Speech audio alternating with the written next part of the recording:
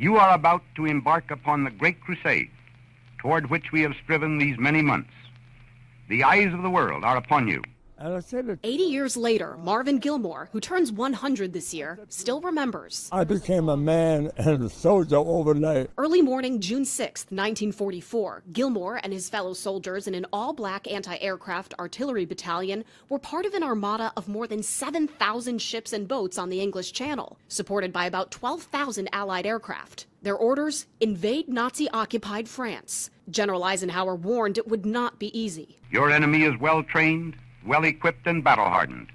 He will fight savagely. Being African-American, we were the first on the line. The price of a liberated Europe was paid in lives. Gilmore saw it firsthand on Utah and Omaha beaches. When we climbed that hill, all we were trained to kill or be killed. War is gruesome. And I think most soldiers came back, we don't talk about it.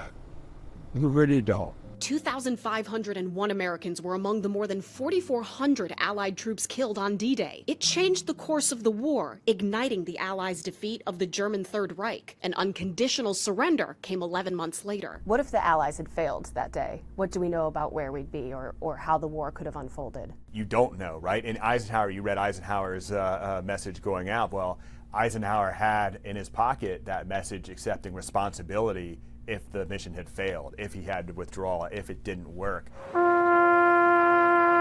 Memorials like this one in Normandy are a tribute to the bravery and sacrifice of veterans like Gilmore and those who never came home. They also serve as a reminder of what we owe them. And I think showing that gratitude by living in the way that honors them. There's a phrase that goes, the best way to honor our troops is to be an American worth fighting for. Yeah, that's the key.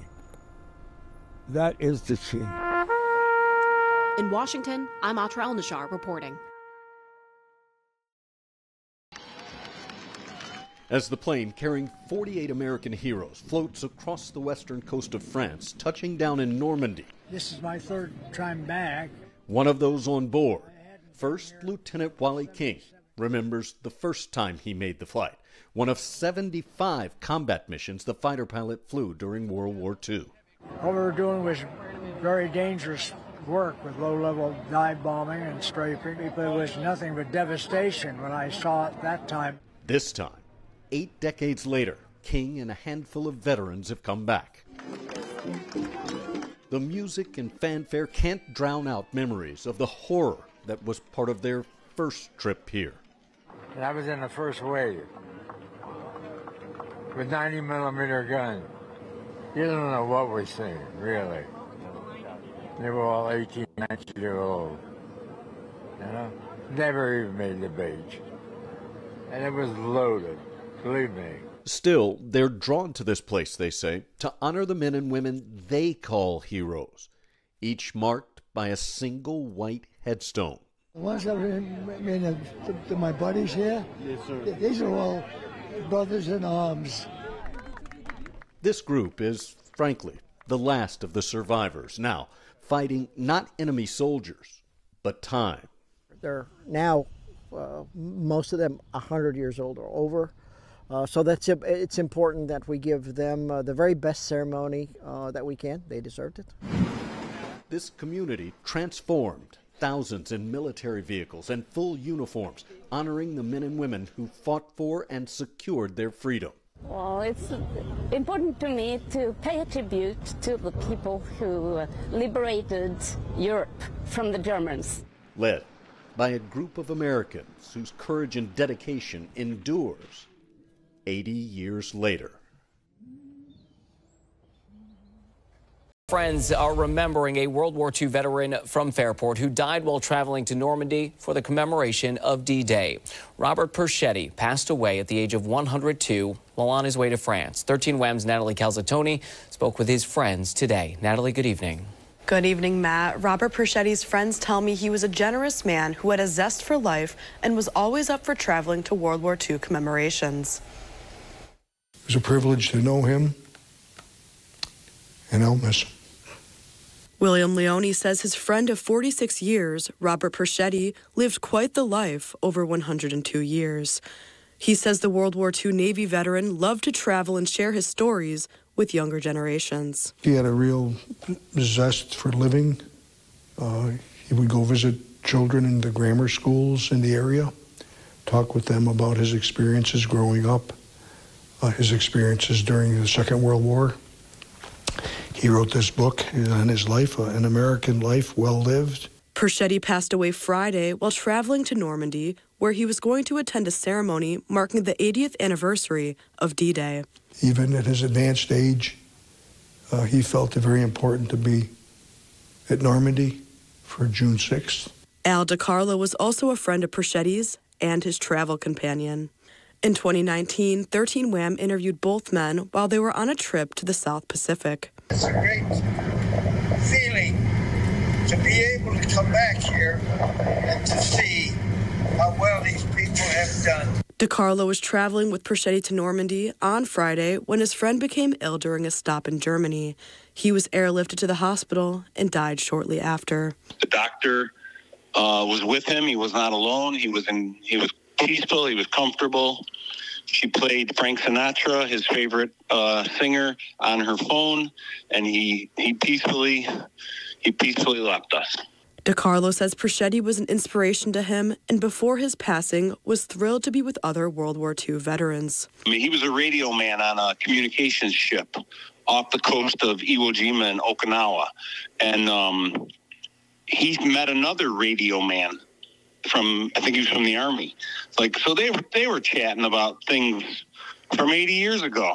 It was amazing to watch. William Leone tells me as of right now, there is not a set funeral date for Robert, but it'll be held at St. Jerome's Church in East Rochester. A local veteran heading to New Orleans to commemorate the 80th anniversary of D-Day. George Stites was on the beaches of Normandy on that day at just 19 years old. This Wednesday, he'll be heading to the National World War II Museum in New Orleans to commemorate the 80th anniversary of D-Day. Today, we spoke with Mr. Stites about his experience that day. We prayed for him, and we made it through D-Day, and I ended up with all 5 campaigns in Europe. I spent 30 months overseas, and at 19, you grow up in a hurry. It was called D-Day. Many of us weren't alive, but many of you at home watching possibly were. We start our story on the beaches of France with U.S. troops that included a 20-year-old from Waynesville to help end the rule of Nazis. The storming of the Normandy beaches in France, June 6, 1944, brought thousands of American soldiers to free Western Europe from Hitler. More than 10,000 forces were killed, their sacrifice giving the Allies a foothold. A year later, the Nazis would surrender. My name is Cash Simmons. I'm 15 years old, and I go to T.C. Robertson. So this is my little collection corner. I started collecting about 1.5 years ago. What got me into it was my great-grandfather who served.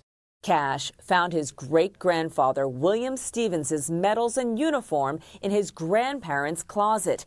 In this cubby, he keeps his artifacts. These are his medal boxes. Bill grew up in Waynesville and served as an infantryman in an advance team that landed on French beaches in 1944 facing booby traps and mines. They were first to complete their mission on a French island. Make sure it was free of any Germans that were hiding out. His great-grandfather went on to liberate numerous small French towns. This, a German Labor Party flag he brought home. Here, his multiple medals. He was awarded the Bronze Star while acting as platoon leader. Plus a Purple Heart, along with his great-grandfather's belongings. Merritt, he was from Columbia, South Carolina, and he flew 30 missions. It makes me feel like I'm saving history and preserving it, which gives me a good feeling. He's preserved 25 servicemen's histories with deep knowledge of his great-grandfather's 24th Cavalry Reconnaissance Squadron. Writer Mike Hind in France has solicited Cash's help for a book. It was thanks to Cash and the material that he's collected, that we've now got the clearest possible picture of who it was that landed on these islands before the actual main D-Day landings even began. This was going to be thrown away. For Cash, it's about honor with groupings from all service fields. While it began with his great-grandfather Bill, it continues by revering others. This guy died for his country, and he gave the ultimate sacrifice for a good cause, freedom.